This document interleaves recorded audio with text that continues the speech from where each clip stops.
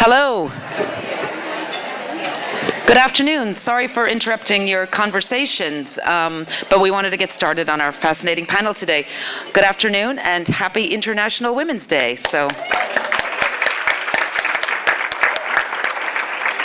We're delighted you're all here to celebrate with us and to learn about a great topic. My name is Niamh King. I'm the Vice President for Programs and Strategic Content here at the Chicago Council on Global Affairs. And this is, as you know, we usually on International Women's Day have our Global Health Symposium. We now do that in the autumn. So if you'd like to check out our one from last autumn, it's all online. But we're thrilled today to talk about Tech Trailblazers for Social Good. As you know, our Women in Global Development Forum convenes timely topics throughout the year, and it wouldn't be possible without great sponsors like Horizon Pharma as our lead sponsor, USG as our supporting sponsor, and our patron sponsors who are the Frankel Family Foundation, the Holtus Trust, and Ashley and Avery McCall. So thanks very much, and thanks to all of you who are members and interested in this. Just a disclaimer, as you know, the Council is an independent, nonpartisan platform, so the views of our hosts are their own and not the views of the Council. Today's program is on the record, so I would encourage you to participate, but do silence your phone, please, but not your voices. We'll look forward to hearing from you later. As many of you know, and there's been some question around this lately, whether or not technology is a powerful force for social good or not. We think it probably on balance is, but we have other programming that might tell you otherwise. But behind many of the innovations that are out there that have dominated the news cycle, there are phenomenal female trailblazers working to address these major issues.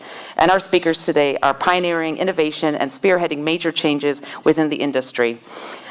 We are absolutely delighted to have so many students here to hear about this because they're obviously the next generation of what's doing that, and so many young people, thanks. We've got a shout out to Brooks School, the girls who code. Where are you guys? You over there? Yeah. There they are. Thank you for coming. Lots of other great young people from around Chicago in the house as well too. And we believe at the Council that bringing women and girls together, but also men and boys, we'll decide after this if Brad's a boy or a man, but are really important to having the conversation. So we're all thrilled to have everybody here in the room. Let me just give you a little bit of background on our speakers. Over here we have Emily Musil-Church. She oversees strategy and impact at X Prize, which is a global learning prize created to spur research, innovation, and global development. Before that, she was an academic, studying, teaching, and researching African history, human rights, and women's global issues. Welcome, Emily. Then we have Roya Maboob. She is the founder and executive director of Digital Citizen Fund, a platform that provides technological literacy, employment, and educational opportunities to women and girls in developing countries. She was one of Time's 100 most influential people in 2013, and she serves as a mentor to the now world-famous Afghan all-girls robotic team. You guys remember that story? So we're trying to Skype them in today, but they're busy. They're in Canada competing. So that's good. They're competing instead of going in through us. And then our moderator today is Brad Keogh. He's the co-founder and CEO of Uptake, a leading predictive analytics software company for industry, and the founder of lots of other companies, including Groupon, which I'm sure we've all availed of. He chairs several organizations, including Chicago Ideas and the Future Founders Foundation, and he was recognized as an entrepreneurial champion by the Chicago Entrepreneurial Center. And it's worth mentioning today that he is the proud father of 2 daughters, Chloe and Casey, and a lovely wife, I might add, who's on our board, who's also here. So please join me in welcoming them. Thank you so much. Looking forward to a great program. So you hear me? It's a pleasure to be here, and I know with Emily and Noya, we're all excited to talk about what is an absolutely fundamental topic. If you believe that technology is the leading edge of the future, and if you also believe that facts are facts, then we've got an issue to talk about. Because in the world of technology, there is not a reflection of the world outside of technology. And there are lots of ideas and lots of perspectives, both of how we got to where we are right now, and then how we course correct. And I'm not sure that there is any one idea that solves the opportunity. But I think that what's beautiful and remarkable is what's happening in our society right now is that this issue is right at the front. And there's an acknowledgement of the need. And I offer, as we start this conversation, one perspective, that it's not just an acknowledgement just because. It's an acknowledgement that is important, perhaps not only to society and to human rights, but perhaps there's also a market-driven more, perhaps there's a reason that incorporates logic to every party, whether or not they have the interest in putting it first and foremost or not. And one of those reasons might be that the market, that companies, that the world around productivity and innovation can be better off if the problem or the opportunity corrects itself. And the way I would frame it is that there's actually a market incentive. And that incentive is that the more diversity of thought, not just diversity of human beings, but diversity of perspectives we can put into the technology world, the better will be the technology. Because design thinking is a concept that beautifully frames how technology gets built, and part of design thinking is diverse thought. So with that, I want to welcome our guests, one from the East Coast and one from the West Coast. So I want to thank both Emily and Roya for traveling to be here. And why don't we start with you, Emily. At X Prize, the framing of the purpose of your organization is around helping solve problems. Almost, finding the blind spot where government and nonprofits might not be incentivized, like the market incentive I just mentioned, and creating the conditions for change, for positive change. I'm curious, just help us understand what that looks like in practice and what impact it's created. Sure. So the X Prize Foundation is a nonprofit organization in Los Angeles, and we seek to build a bridge to abundance for all. That's what we say is the overall mission of everything that we do. So we create and design large-scale incentivized competitions to help crowdsource innovation to solve grand challenges. So we believe ideas can come from anyone, anywhere, and the usual people who we look to make the decisions and solve problems aren't always doing it. So we believe the best thought into this is somewhere in the crowd, and so we offer large prize purses ranging from $1 million to $30 million to get people excited, because everybody would like to win millions of dollars.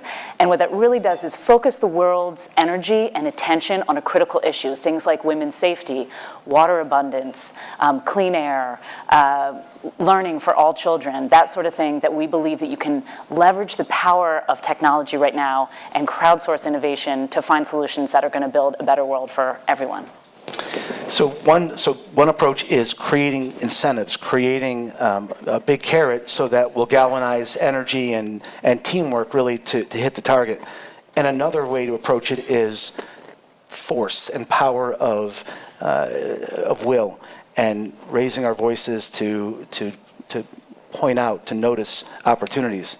You're doing that with girls in Afghanistan, and you're creating the conditions for a more distributed, more equal opportunity around technology, education, and then more specifically things like blockchain, which is way out in front of what's happening. And so it's not just teaching technology, it's actually exposing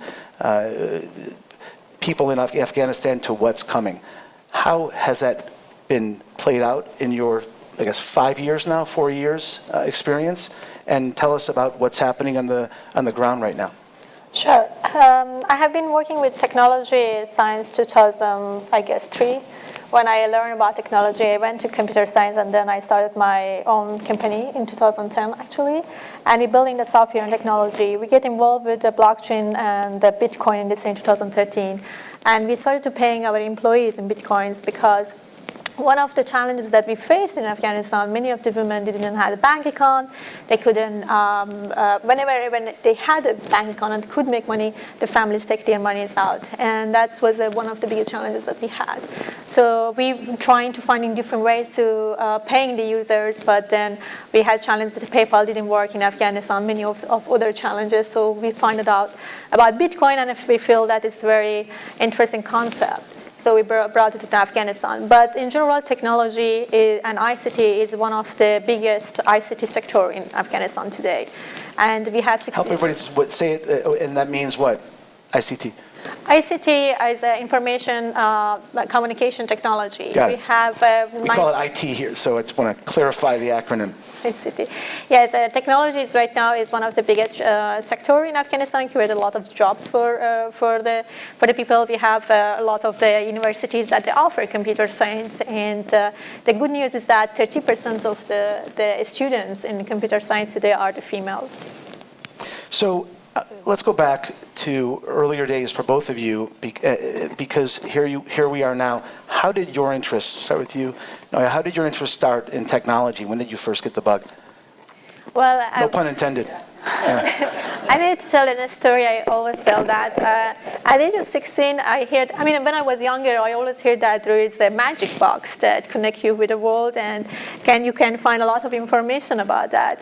At the age of 16, there was an internet cafe. It was just opened in Herat, and only my brothers and my cousin could go there, and a good girl wouldn't walk in. And I was really fascinated with this technology that everybody talked that through this box you connect and you talk with the people, and you can find a lot of information. I remember at that time we had only one library in Herat that you could go there, and there is all old book. You couldn't find any more information or different realities. So I really insisted that I have to go to this internet cafe. And one day, early morning, I was allowed to go to that internet cafe. And I think that for the first time when I was used this magic box, everything's changed for me. And I found that there are lots of other realities and different world exist than what was around of me. And right then, I make determined to make somehow technology the center of my career. How about Emily? How about you? Well, when I was a little girl, I wanted to be an inventor. And I don't really know where that came from or where it went, because I ended up studying history. So it's interesting. I'm now in a technology and future field. But I think really the thread there is about understanding people. So I always wanted to understand the human experience. So whether that was through literature, archival documents, that sort of thing, to understand how people function within their context. And so actually looking to the future and looking at technology, use many of the same skills and tools that you do as an historian or in other humanities. And now that I'm around so many people in STEM, which is amazing, to really bring those worlds together and see that people in technology really need to talk to the humanists, and the humanists need to talk to the people who are doing technology. So but that little girl who wanted to be an inventor is really excited to be around all the entrepreneurs with X Prize now. So kind of came full circle. And what, Roya, the messages that, when I was preparing for this, some of the research I came across is pretty disappointing and shocking, because the messages that girls are hearing as early as age 6 is, this is not for you. It sounds like that's clearly a message in Afghanistan. When you got here to New York, did it seem much different? How do you look at the issue in the United States? And also, how do you think we start to change the language with which we speak to young girls? I think that there is a huge cultural difference between Afghanistan and what I saw in the United States, but there are still some similarity that I can find out here as well. I mean, in Afghanistan, a female, unfortunately, always seen as second citizen, and they don't have even basic rights to education and healthcare, and even rights, that legal rights. And many of Afghan females today are fighting for that basic rights. And I think that everything starts even in Afghanistan, even in the United States, from the house, because the parents has the very key role in raising the children. And the parents' behavior of the father and mother at the home and how they share the responsibility between each other is affected, and children will see that, and boys and girls will see that. And if they at the home, father is always the person who bring the money and he be in charge of the home, and that's how the boys think they think that's for them as well. And the same for the female. And I think that the language that we are using for raising our children is very important. And then we shouldn't be using the word that, oh, this is a girl's things or this is a boy's things. So Sheryl Sandberg, when you were named on the Time 100 most influential people list, she was the one who wrote your letter. What's your relationship or perspective on her role, and is there a galvanizing force to give fathers and mothers better tools to use, better communication tools, so that both girls and boys feel the equal access to this possibility? Well, I had an opportunity to meet with her, and I read her books, and I think that one of the things that she's talking about, the leaning, and then that the women talk about the stuff that they usually don't. And I think that lots of the strategies and lots of the training is needed, that also the parents to take it, to learn the different strategy, to talk with different ages, like 5 to 10 years, and then from 11 to like teenagers hoods, and then of course after that the teenagers go to the college and they find it out, and then the language that they will need to use and which way. That I think that is the most important, that at the home, is that boys and girls are equal. We don't, if we even giving a prize, if we punish, and everything should be the same for both girls and boys, and not like make a difference. And then it's not only the parents, but then the school's also responsibility to create the environment that is same for the boys and girls. It's not even providing the opportunities and create an environment that the girls feel comfortable and they feel that they are part of that. So what do you think, Emily? Is there a galvanizing force? Is there a person or something that can actually reach the home and maybe frame the dinner table conversation? Well, I'm a mother to both a daughter and a son, so I've thought quite a bit about this issue. And one thing I would say is representation really matters. For the children to see people who are scientists and engineers or anything, I mean, every kid should be seeing Black Panther and Hidden Figures, and people who kids need to see themselves reflected, and also people who don't look like themselves reflected. So what I found is that a lot of my mother friends who are mothers of girls have thought, okay, I want to make sure that they're seeing Wonder Woman and positive female figures, but not necessarily the same thing for mothers of boys. Aren't saying, well, let's make sure the boys are seeing positive female strong figures who have complicated and large lives. Similarly, to make sure that people are seeing, in my house, to make sure my kids are seeing, reading books that have heroes and characters that are African American, that are from other countries, that sort of thing. And there are books, things like you can do Rosie Revere, engineer, or Ada Twist, scientist. I see a couple of people nodding their heads. If you have kids, you might know those books. I bring those into my kids' schools to read, so other kids have that, and do some design projects. I just actually went into my daughter's 5-year-old kindergarten class a week ago and did a design project, and just getting them saying, what are your ideas? And for the kids, as opposed to always thinking like, okay, an S looks like this, and they're following what they're told, to say, what do you think? And kids, anybody who's talked to a 5-year-old knows they have a lot of ideas, they have a lot of questions, and they also aren't afraid to make mistakes in a way that adults are often, we're a little bit more held back and say, well, maybe I'm not the right one to answer this, and maybe this isn't going to work. So I actually think there's so much to going out, talking to kids, all kids.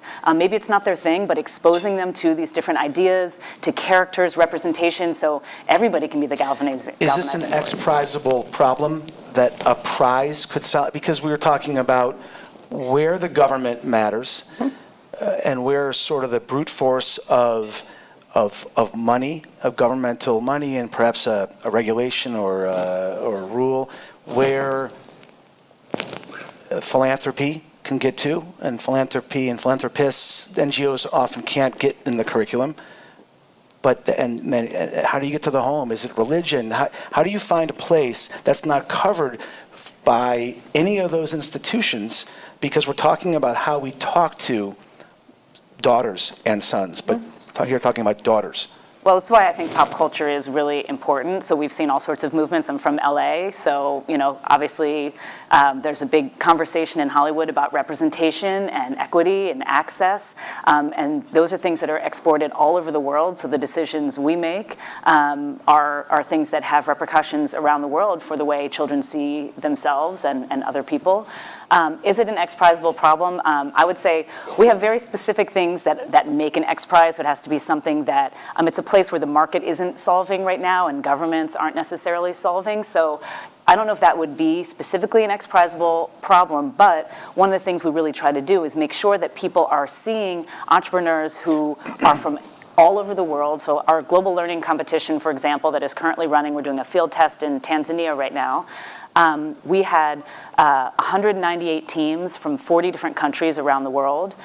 We had school children who taught themselves how to code who competed. We have people, baby boomers are competing. This isn't just about the young people. This is anybody can get involved. So we try to really highlight all the people who are out there who have great ideas, and it doesn't look like one person. So Roya, if I said we have to find a way in the next 2 years, let's say, to know that we've not only addressed this opportunity, but that there's progress being made. So something's got to happen that is more than is happening right now. Where would you start? It's got to be something that actually moves the needle. Because right now there's a lot of talk and there's a lot of incremental change. Is there some big, specific change you could envision? Well, I think that right now what I can bring this question to what I'm doing is that we are trying to build in the first school of science, technology, engineering, art, and maths in Afghanistan. This is the first school because we think that we needed to start from somewhere. And that's going to start in Afghanistan with the young, early age of the teenagers that we can provide in the STEAM opportunities. And I believe that if we wanted to bring change, we needed to provide access to opportunities and technology same for all the boys and girls around the world, that they can design, create it, and invented things that they can change their lives and as well their communities. And it's always happening if you give the same opportunities, same access to the tools, same the training. And it's up to the kids to choose that, what they wanted. And then you give a challenge to them to solve a problem. And you can see that how amazing things that they are doing that. We started with robotic teams in Afghanistan, and these are the girls. They are in a third world country, in a war country, very poorest country, and very conservative. That the girls for centuries, never like no any Afghan men believe on the ability of women in science technology, and they could change it because they had the same opportunity, and they could change the view of the people. So I think that it's going to happen everywhere if you provide the environment and the people around and surround that, they believe in science. Let me pick up on that, because you're talking about creating the conditions for change, and you're talking about how to incentivize change. I want to take it from the context of change is also delivered or created through stories, through sharing stories. And you created and played out a fascinating story because the all-girls robotics team from Afghanistan that you were mentoring were denied visas to get in the US. And so you saw an opportunity to take action and not only fix what was wrong, but create a story that could then be told over and over again. So tell us about that. Sure. I mean, a robotics team, a year ago, Joe Sestek, the president of First Global, contacted me, and he asked me if I can find a team of teenagers that they participate in a robotics competition in Washington, D.C. And I told him, well, robotics and teenagers, I mean, robotics is a very new field in Afghanistan. And a few people in university level knows how to build, but not even for the competition level. And then he says, then find or train them. And I thought, if I'm going to train, why I'm not started with all girls? So that's why we took an exam from 150 students, and then 20 selected, and then 6 of them get their family's permission, and they also knows about robotics, so we ended up with them, but none of them had a visa. So twice their visa rejected, and then they told us that a new administration has rules, and it's not about Afghanistan. Many other countries maybe not getting the visa. But then we find out the truth that we are one of 2 countries in 157 countries in the world that our visa denied. And we said that's kind of feeling insulting, and we just want to give the opportunity because Americans helped Afghanistan in last 15, 16 years to empower the women. And that was the message, and lots of the sacrifices of the soldiers and the money they spent to empowering the women. And today, this is the first generation of Afghani women who wants to go to such a big computation, and they compete in robotics. So we started to not be silent and use social media and technology to cover our stories, that cover the media, get interested, and then 53 congressmen sign a petition, and the last minute President Trump get involved. But what is important way about this story is not about how they get to the United States, but it's about when they come back to Afghanistan.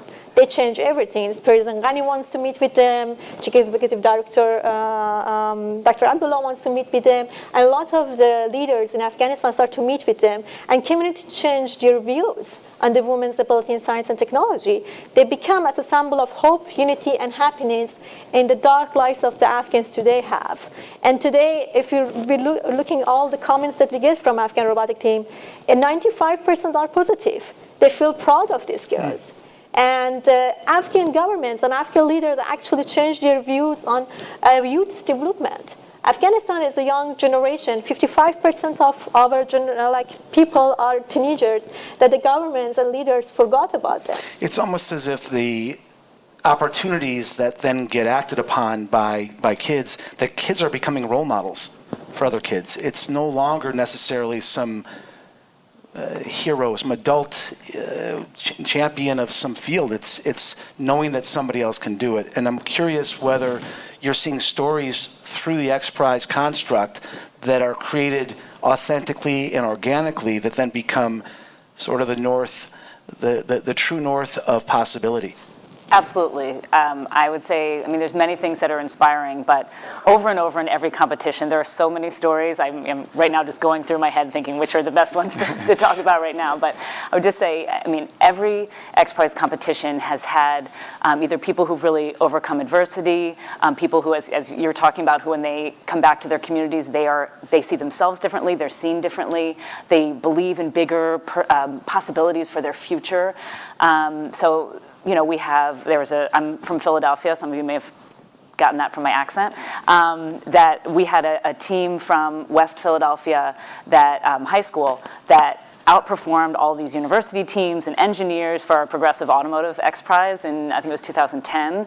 That is something where you have, people don't necessarily say, okay, I'm gonna go look at this after school program at West Philly High and say there's gonna be an answer and solve a technological problem. But you know what? When you actually look there are answers, and there are kids, teenagers. We see that now. If you turn on the TV, teenagers really can be leaders, can have great ideas, can lead us. So I'm looking at all of you out there, young people who are here. Thank you. And so to look for those stories which are everywhere. We have... and where would we find, what social or online news medium is best at delivering those stories to the public? Just pick one where... The X Prize YouTube channel. Is there a publication that is focused on stories of empowerment that you think is interesting to readers, or not yet something like that? So certainly at X Prize we try to highlight and have all sorts of, we work with all sorts of press outlets to get the stories out there, because for us the stories are what matters, because that's what's going to inspire people. And ultimately, of course, we have these big prize competitions. We hope you're excited and people are incentivized by the millions of dollars, but we also really hope that you're inspired and feel like, oh, my idea might actually work.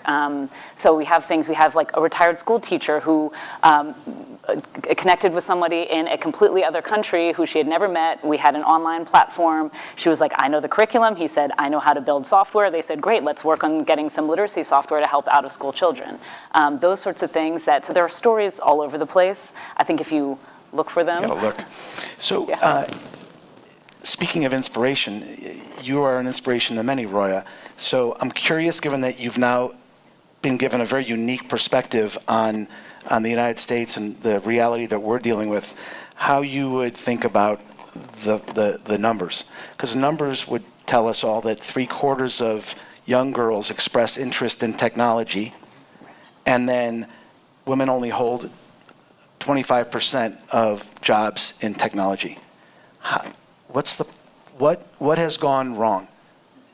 I think that's it depends to the environment that the women work, and if they feel uncomfortable in that environment, as much they are very good on that skills, they don't want to continue. And if, like, for example, if I was working with a different male-dominated industry in technology, and many of the times I feel that they don't acknowledgement my works or the work that I do. And if that's I think this is very important, that the women feel the ownership of what they do at the work. Is it a market? But layer on top of that the fact that there are 500,000 or more extremely high-paying jobs unfilled right now. Why is the market not taking care of this, Emily? At what point along the education spectrum is the interest in making money and therefore having whatever, not that money is everything or anything, but it's a metric that as we grow up is part of our consideration around our profession. Why is that not showing up at some point to direct everybody's eyes in the right direction? Well, I think one thing is about creating technology in fields that matter and talking to people. You're talking about women or young girls really who have an interest, and then they lose it as they go along the way. And there's all sorts of research that shows if you can connect and engage with things that already matter to students, that students who traditionally drop out will say, oh, this actually has to do with connecting with people or helping solve a problem in the world. It's not just making something for making's sake. Now, of course, obviously, people are all across the spectrum and you know, could be inspired by different things. I think once you get to the workforce, of course, I mean, as a working mom, I have to talk about, you know, paid maternity leave. I live in California where there's paid parental leave, so that's great. That is not a national program. That's something that's really important to keeping women in the workforce. I think in any industry you look at, whether it's academia, entertainment, tech, there are issues of harassment, which is a part of a national conversation right now, and also not getting promoted to the highest levels. So I think there's lots of different policy changes and cultural changes, and then also just pedagogical changes, the way we talk about things in the classroom. So all along the pipeline, you can get people excited. And I think it's shifting with it. I believe it's really shifting. So if shift is the goal, then I want to bring up a story that may or may not be familiar. In 1954, the conditions for a 4-minute mile were considered that human beings could not run a 4-minute mile. It was just an impossibility. And a man named Roger Bannister did it. And then 2 weeks later, somebody else did it. So the internalization of possibility is part of the answer in terms of how humans process possibility. What would be the 4-minute mile? How could somebody, is there something that could happen that could give permission to girls, women, that there is absolute possibility here without restriction, and therefore the action, the activity then removes the restrictions? Could you imagine, what would it look like for something to happen? Well, I always think that imagination is powerful truth. And I think that for some things like that is happening, it's needed the government, companies, and then also the educational institution that all working to make that possible for women and also men. I mean, both together, to working in an environment that they feel comfortable, they feel they're getting same pay. Like the rules should be in somehow the companies accept that rule. But let's assume that that's very complicated. So, and that there's structural inhibitors to that happening. Is there something that could happen? Is there some role model, if you will, a possibility unlocking event that then becomes that North Star? Could you, Well, I mean, that's one of the things, when we design X Prize competitions, we say it should be audacious, but achievable. And so we say this is moonshot thinking. This is, I mean, that's the whole idea behind it is something possible? You know, can we get something that seems like you couldn't run a 4-minute mile, and then suddenly when you believe you can do it, you can do it. So we set these goals to say this is something we believe is possible. It's not done yet, but we trust in you all around the world to be able to really generate those ideas. So I think one, setting a goalpost like that is really important. And then I'm going to go back to what I said earlier about representation. You know, Black Panther, which which is the most recent movie I saw, which is why I'm bringing it up again. It shows technology in a way, and it has representation. It's just, I mean, it's unlike things you have seen before. It's so important to have those sort of things made and images that just shifts. It makes things possible for everybody. So if everybody here wanted to walk out today and do something, and the inspiration is you stepping up and speaking up and identifying something that shouldn't be, which is 6 girls not able to be part of a global competition, and you took action to change that situation. So if the interest is doing something that we all, each of us individually feel that our activity matters, because a lot of times the issue is you take action and you're telling yourself it doesn't matter. If the interest is something that matters, where does one go to find opportunities for one person to take action that matters? Where would you send me to, other than to call you and say, help me find something?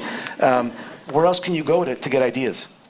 I think that anything that someone can do and provide to the community and giving back to the community is matter. It's not only that, okay, it should be in a technology. It could be anything that you wanted to share with someone else, and being as a mentor for kids, or being as a provide advices in something that's still is a lot of change. If you can change someone's lives, and your advice and your fact could help someone to find a solution for the problem that she and he has, or change the way that she and he is thinking, then you brought a lot of change. Is there an organization that like does Girls Who Code make it easy for people to sponsor, mentor, support individual groups so that there's a one-to-few relationship?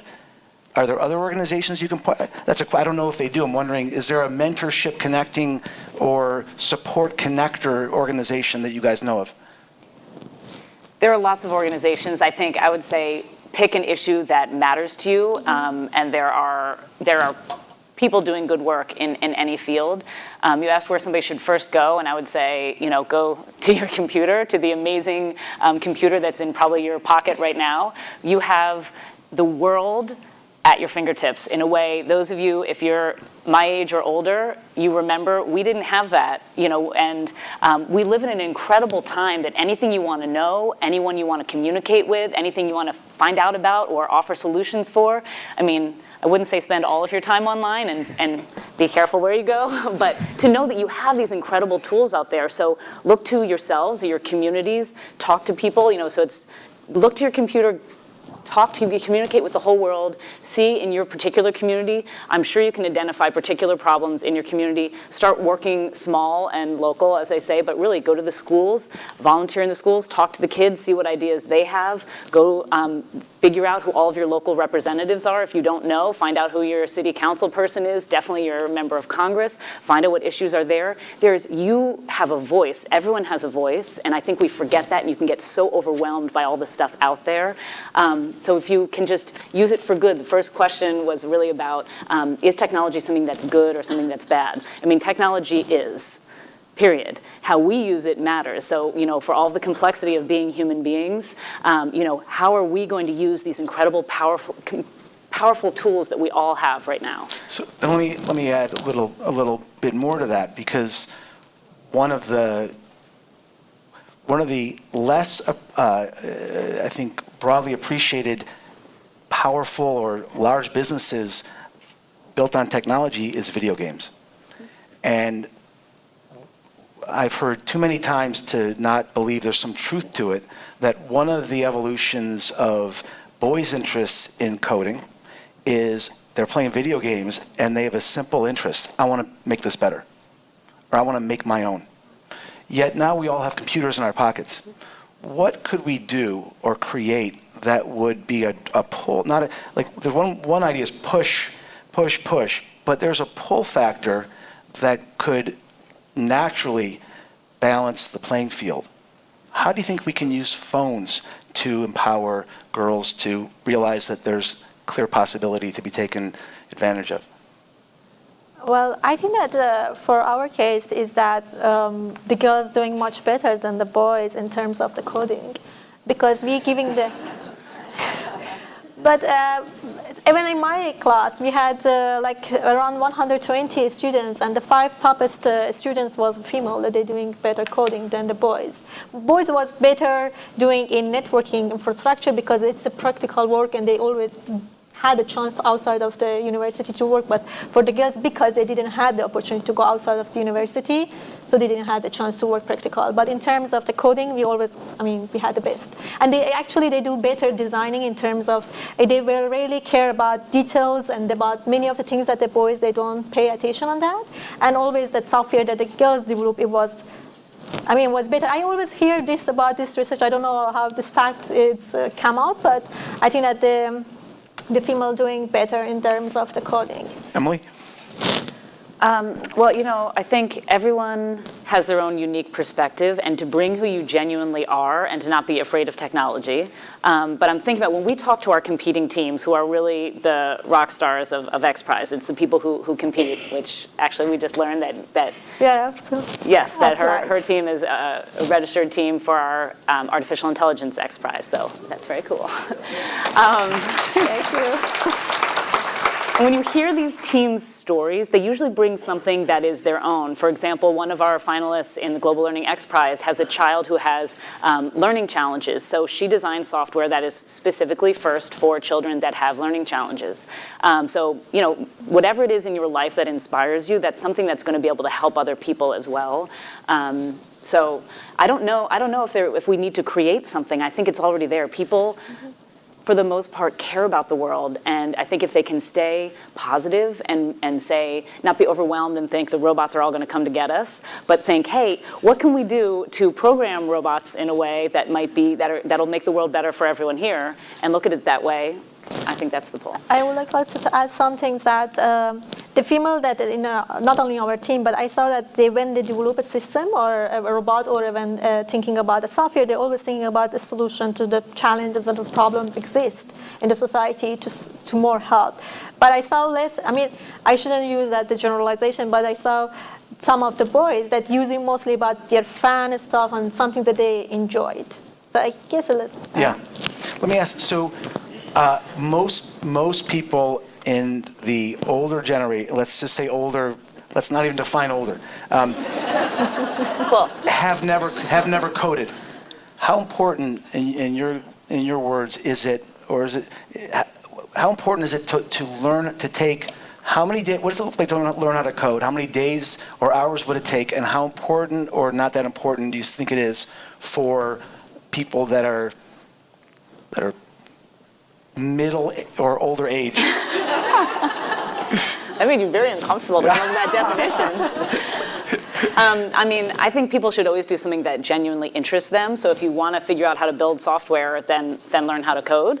If not, there's lots of ways to be engaged with technology, because that's not for everyone. So maybe it is building something. Maybe it is working with engineers and other people and using whatever the expertise that you already have. If you are of a certain age, then you presumably have a certain amount of life experience in something that you can bring that people really need to know. So I guess I'm asking, does the act of coding open up a part of your mind that's not opened up otherwise and help you understand what's going on, or not so much? What was? To actually learn, to sit down and learn how to code. There's a lot of online classes that are free where you can physically code, and it's very easily taught now, at least the basics. And I'm curious your opinion about how important it is for anybody who's not done that to do it. I think that's very important because it's helping us to also solve a problem and thinking more about the different issues. When we do the coding, we thinking about lots of the details to how to solve the problem and errors. And this is also helping us for our life's problems and the issues that we face with them. How we thinking about that? That's my opinion. That's how the coding helps. It's just a way of thinking. Yeah, just a way of thinking. And I don't think that this age is really matter for learning the code. And I think it's sometimes even for older, this kind of a games things, when you learn and you wanted to solve that and you wanted to really make that software or that application, you wanted to make it finish. You don't want to leave it in the middle. So that's, I feel, about the coding. One more question for me, and then I'm going to invite Neve up here to moderate Q&A. So I have an observation that sounds like this. The companies have a capitalist foundation, for-profit companies, and therefore have the basis to invest lots of money in technology. And therefore, technology is being used to solve big problems. In fact, I would argue that to solve big problems, you need technology. Some of the biggest problems are being approached and attempted to be solved by NGOs who don't have the type of budgets that for-profit companies do to invest in what I would propose are, at times, necessary tools to get the job done. How do we address that? So I think part of this has to do with people working across fields. So I've done some work with the OECD Blended Finance. They just adopted new principles to talk about how do we get private sector and public sector really working together, and how do you for us with the Global Learning X Prize, which I've mentioned before, we're doing this work in Tanzania. So we are working with the government of Tanzania, we're working with UNESCO, the World Food Program in order to do logistics on the ground to actually get tablets into the hands of out-of-school children. So we have 5,000 out-of-school children who are teaching themselves how to read, write, and do basic math, we believe. We'll be awarding that in 1 year, the $10 million prize for that. But we needed to work with other people to do that. X Prize is a nonprofit organization, so that's why we partnered with the Ministry of Education and say, this is why this is important. We believe how this technology can help your population. We needed the expertise of the World Food Program to say, okay, during the rainy season, how do you actually get things to places, and how do you train people how to build solar charging stations? We had UNESCO work with the village mamas who are in all these villages across the area that we're testing in Tanzania. They are all getting trained. They're charging the tablets and other devices, and they're also basically working as social scientists because they're reporting back to us, well, what are some of the social emotional things that are happening? What happens when there is technology in the village? Are the adults using it as well? We all know that the majority of illiterate people in the world are women, 2/3, so our moms using this when the kids go to bed. So we need all of these sectors really working together to solve these challenges. So yes, it's technology, but it's also all these other people. And we need to understand what kind of software can go into rural Tanzania, what's appropriate. You need to know people who can speak Swahili, who understand the cultural context. You need to be working. So I mean, you're talking about, does somebody need to code to solve these problems? It's great. It does really good things for your brain. It helps you think in different ways, of course. But we need people with all sorts of skills really working together. So I just want to reiterate, technology isn't just the thing itself. And how about you, Roya? How have you been able to access private for-profit companies to help you, and how receptive have companies been to join the cause and give of their resources? Well, I usually, because I'm working in technology, so for me it's there to talking with the technology companies that they feel it connected with the cause. We gotten involved, like Craig Newmark from Craigslist, that he's one of the biggest supporters of Digital Sun Fund. We have Business on the founder of Twitter, that he's also one of the biggest supporters of the foundation. And then we also, for the financial literacy, we are made a partnership with the Neuberger investment firm that they're helping us with the curriculum of financial literacy. On the other hand, at the beginning, I was funding everything through my local private company. And that's what we didn't touch on, which I'll just note, is the fascinating model you've created is that you have a for-profit company, and the profits from that are being channeled directly into your nonprofit work, which is a really interesting model. Thank you. Great, thanks very much. Now we'll go out. Yep. We'll now go out to the audience for questions. I think I may have a definition of an older person, though. Somebody who was satisfied playing Brick Breaker on a BlackBerry, right? I could never have coded beyond Brick Breaker. You can ask questions through your phones, actually, if you go into the browser, chif.cnf.io. It's also written right up there now. You can see questions that have already been asked, and we can go through them. Please raise your arms, wait for the mic, and make sure your question's a question. I'm going to take the prerogative of the moderator, though, and ask Brad a quick question. Brad, you mentioned the 4-minute mile. Roger Bannister died this week, actually. I know. And you asked the ladies about their view of what is the next step for what's possible and what will change it. The moonshot, I guess Emily called it. What do you think it is for women and girls in technology, or technology in general, please? I don't know. That's why I asked. Oh, okay. But I think that the answer is something around a leader.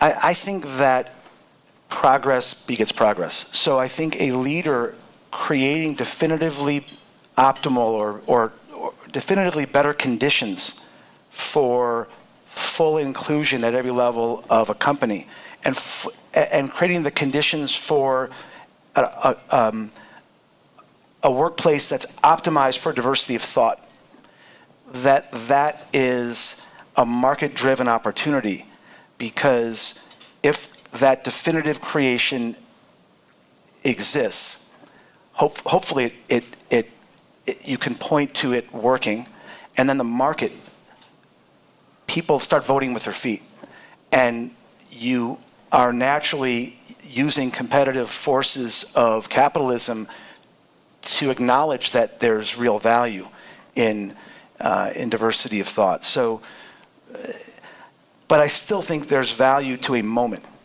to something that happens where things are forever different. We're seeing it right now. We're seeing it in the entertainment space, and I don't think things will ever be the same. So the opportunity for something to happen, which I don't know what it would be, is something that I think it's worth hoping that something happens that you can point to and say it's different. Yeah. Okay, great, thanks. All right, let's go out to the audience. Put your arms up high so I can see you, please. Yes, there's a lady there at the back. Yeah, right there, please. Thank you. My question is for Roya. I'm from Iran.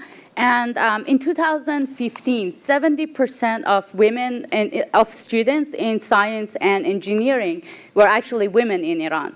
And these days, like, Iranian women are trying to break out of their shells and taking their scarf off, knowing the punishment from the government, but they're not afraid anymore. Now, my question is, in this wake-up call and culture shock, in a way, in countries like Iran and Afghanistan, how much support do they get from men and from their fathers and brothers? And what do we do to change that mindset, especially for younger men, to start treating women equal? Thank you for the question. Actually, I was raised and born in Iran, and then in 2003 I back to Afghanistan.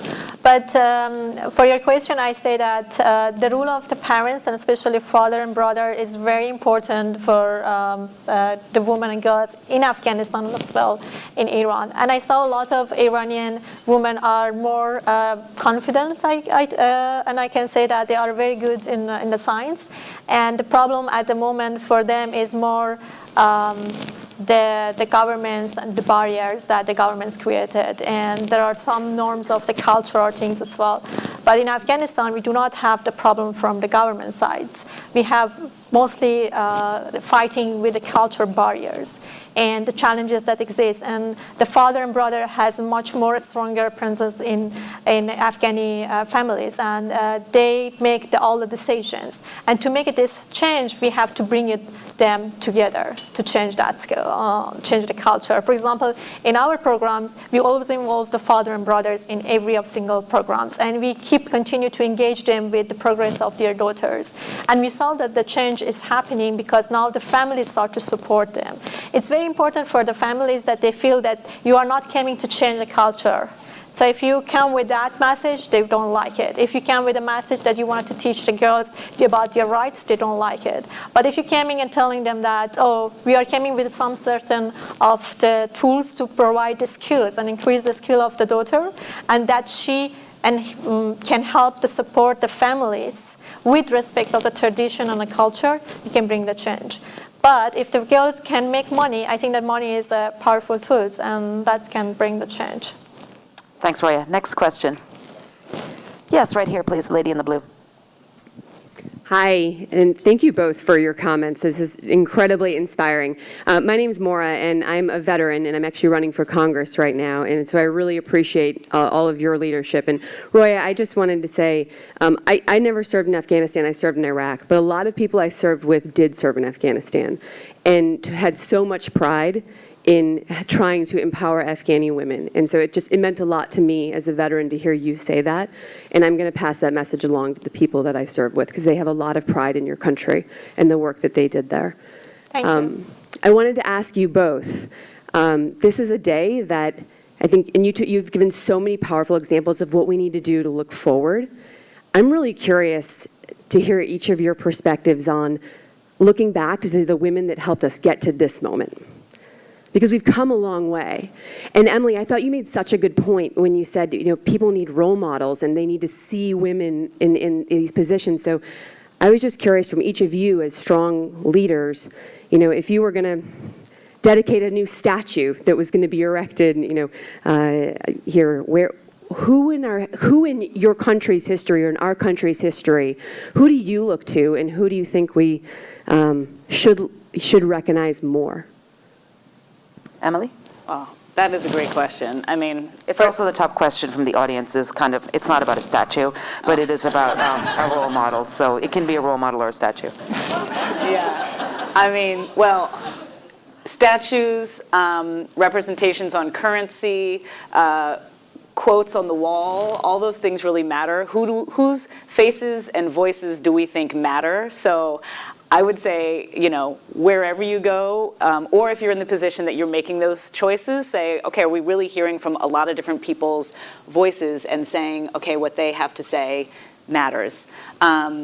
There's so many women in my life that I've been inspired by, and I think one of the things that is most, and this is going to sound like a Mother's Day ad, but Mom, I don't know if you're watching, but my mom was somebody who she has dedicated her whole life to getting women involved in higher education, in STEM, hiring diverse faculty on college campuses. And so what I see really there is about a role model of somebody who is holding up other people. And so to me, that's not always necessarily the person who's going to be the biggest celebrity or the person who's made the one biggest invention, but it's the person who says, let me just bring up all these other people and give so many other people a platform and opportunity to use their voice and shine. Great. Thank you. Roya? Thank you, Emily. I mean, for me also, my mom, I think that she's the one who sacrificed a lot, that today I can stand here and sitting here, and she was supporting all of my life. And in my country, we have very less role model as a leader, a female leader, community leader, or science or technology leader. But in the story, Queen Roya is one of that. I can say that many women wants to be like her. And in a technology, when I come to the United States, and I know it is Sheryl Sandberg, is someone that I really admire. Great. Brad, do you want to give us your view on that? Your role model? I think, We're on the record. yeah. I think there's a lot, and I think that I agree with Emily that there are, I think this might be a little, I keep wondering whether there's one thing that can happen. In fact, I think the answer might be there's a lot of little things that have to happen, or a lot of meaningful things that have to happen, and then those examples or stories of purpose, of meaning are communicated appropriately. And that way, within every company, perhaps, there are clear examples that can be built upon. So I don't have any good answer, but something's got to change. Okay, great, thanks. Right back there, please, at the table from the middle school, I think. Yep, right there. Oh, sorry, it's the one in front. Yeah, you're right, with the earrings, yeah. They're good earrings. Thank you.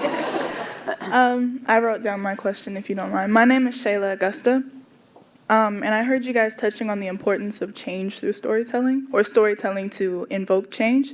And I agree with that 100%, given that there are plenty of examples like the Mayans and the Incans and my African ancestors. So, and also because I'm a creator of a blog that wants to tell the story of an oxymoronic life of the teenage woman. So my question to you is, what are pieces of advice that you would give to a woman that wants to use storytelling for change? Do you want to start that, since you obviously get a lot of submissions, I'm sure, in storytellings for... We do. Well, first of Yeah. all, thank you. And it's not, so you say you already have a blog. So that's amazing, the fact that you are putting your story and your words out there. Because I'm from LA, I feel like I have to say, write a script. But, start with, there's a lot of people who start doing things like webisodes. I'm going to go back to, you have this amazing tool at your computer, your phone. So tell your story, tell your friends' stories, encourage them to tell their stories, work together. So I don't think there is one pathway to success or getting your voice out there, but if you just are fearless with it, and honest and continue to do it and persistent. So So it sounds like you're already on the right path, and it sounds like you should be a role model for a lot of other young people. Roya, do you want to answer that question too? I mean, Emily's already the answer, and I think that telling a story is very important, and it's give you a powerful voice to sharing about the thought and about your lives or about anything. And we started this with a platform in Afghanistan to help the girls to tell their stories, which they are so shy to do it. But once they started to writing about their stories, they get such a confidence that was very difficult for the people around of them to make it done. So. Yeah, Emily, you want to add something? The corollary to that is also click on stories. So remember that anything you click on online is a vote. So are you going to the same places? Are you hearing from the same voices? So look for a teenage blogger, listen to other people's stories and not go to maybe the same old places that you go to. And watch other films, look at independent films.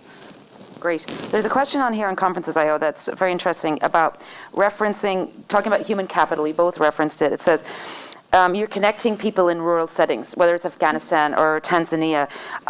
There are probably transportation issues, other technical issues. How do you solve those problems? Like it's kind of the last mile problem. How do you guys deal with that? You want to start first, Roya? Sure. I mean, we're building the IT and technology center inside of the schools because we are in Afghanistan. It's very conservative. They don't allow the girls outside of the schools to go to the program. There are a few families that allow. So that's why we're building the IT center inside of the public schools, and we have each school has between 4,000 to 5,000 of students, and we serve them. And we're also building the IT center inside of the villages that help the girls in the villages to get connected to the computers and learning about programs that we have. You've come a long way from the magic box. Yes. Yeah, Emily, because you gave the Tanzania. So the person who's got the idea and then the other person who's executing it, you gave the example of the retirees. How do you actually do the connecting then? There's lots of ways. And on the ground level where you're talking about sort of getting to the rural areas, that is building infrastructure and talking to people who build infrastructure, talking about why it's important for their country's income, generating more income and wealth, opportunities, generating more education. Think about what are the things that people care about, and it's not. It's not a secret what most people care about, and we have the Sustainable Development Goals. We know what the international community has talked about, and also just the basic human. People want enough food to eat. They want clean water to drink. They want their children to be able to be educated. So it certainly is, I think, working with some of those entities, but then trying to find solutions around it. That's why we use solar charging stations, because there was a lot of sun. You don't have to worry if you always have electricity in certain places. You find alternate ways to create energy. As for connecting people, we set up just a very sort of simple online platform through XPRIZE, and we encouraged people whenever we went out. We said, hey, if you know one piece of this, if you're really interested in education but you don't know all of the software development part, just say what your skills are. Or if you know a lot about East African cultures, then put in what you're interested in, and people will say, hey, I know this part, but I don't know this part. So let's work together. So that's how we created something, and we really just tried to say and really repeat the message that we want everybody's voices, because I think most people think, yeah, but maybe not me, but maybe not my voice. So we're trying to say, yes, you. We want you and your voice. If I can add one thing. Yeah, of course. Kim and I and our girls were on a volunteer trip in India, and we visited the computer center of a rural school. Talk about rural Tanzania and just rural areas around the world. The computer center was covered with dust. Computers were unusable because dust was everywhere. Electricity was not that great. Mm-hmm. I think that technology is going to save technology, meaning that the ability to understand if the technology that we've delivered to that village is being used is now possible. I mean, that's, uptake is about using the company that I'm leading, that a bunch of our people are here, that we're growing, it's growing fast, is really about sensors that live all over the world, and using those sensors and the fact that those can be connected through mobile technology or satellites to understand what's happening with the computer, with the asset, with the thing. So, because a lot of the investment is not necessarily being utilized the way we think it could be. And there are people that can go remediate that, but you got to first know what is being used or not. And one other example that came our way in the last month through, we have a foundation as part of Uptake called uptake.org, and we were contacted by a group, an NGO that gives propane tanks to villages all over the African continent. And the issue is that propane tanks get lost, or when they're empty, there's no communication to know that they had to be filled. And that's a technology opportunity where sensors already exist on some, and soon, hopefully with our help, on all the tanks, and we can understand where they are. Just like you've got a GPS in your car, those little tanks that are now efficient to understand where they are and whether they're full. So there are opportunities for us to better understand the distribution and efficacy of some of these things. Like monitoring a teenager, same thing. All right, we'll take one more question from the audience before we have to go. All right, let's get the gentleman in the back, please. Thank you all for coming. Cam Eftekar. I feel like unless there's some form of accountability, you're really not going to get any change. So what if you were to identify the top 1,000 women in America, like the Carly Fiorinas, Marissa Mayers, Sheryl Sandbergs, and require that each of them advance at least 5 women. This way you also get a multiplier effect. And then those 5,000 over time will go to 25,000. And this will create all the role models that you're talking about. You'll have this osmosis to flow up. Did you want to make a comment on that, Emily? Well, first, I would imagine most of them would be a suggestion and not a requirement. I feel like these women, but the overall point, absolutely, I think, and the women you mentioned, I think have mentored a number of people, but yeah, it is. But your first question, though, the statement was about accountability. So I think that is, the more we can highlight and celebrate people for mentoring and not just for achieving, that's really important. I agree. And I think that for countries like Afghanistan, what we want to do is to make normalize, because if you have only one person as a role model, you have a lot of haters as well, that they don't want you grow. So I think that's to building hundreds, thousands, and hundreds of the women who are doing the same thing is you make it normalize. And that's what we are doing at the moment in Afghanistan. Great. So let's just do a quick spin of any 10-second closing comments or thoughts. Brad, why don't we start with you and we'll go down. We didn't use the word disruption once today.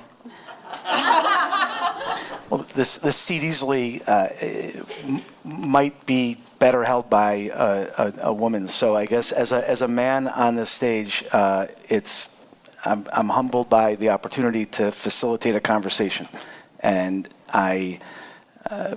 this is an important one, and there's no easy answer, but this is one of the steps. Yeah, well, we're glad you're here. Thanks, because to the question before, I think it's not just 1,000 women, but it's 1,000 men need to be doing it too, or maybe 10,000 men. Seems to make more sense to me. Yeah, Roya, any closing remarks on today? I think that there are millions of the girls who are out there left behind of the world move forward without them. And technology and internet connection are the absolutely necessary tools to put in our changing the world. And I hope that as much the United States and European countries, they're working for a women empowerment, they can also think about the women in developing countries and unrepresented. Great, thank you. Emily? You must hand out a lot of business cards, by the way, with all that money that you're giving away. So it's International Women's Day, and I would say to look all around the world and understand that answers can come from anywhere. And we've talked about tech trailblazers. That means it's something that hasn't been done yet. So if there's a little voice inside of you that says, well, I don't know if I can do it, or somebody else is doing it, we're talking about things that haven't been done yet. So go do it. Whoever you are, wherever you are, go do it. We need you. That's a great note. Go do it. Thank you so much to our panelists. Thanks so much to our audience. And we look forward to seeing you all soon. We're adjourned. Thanks.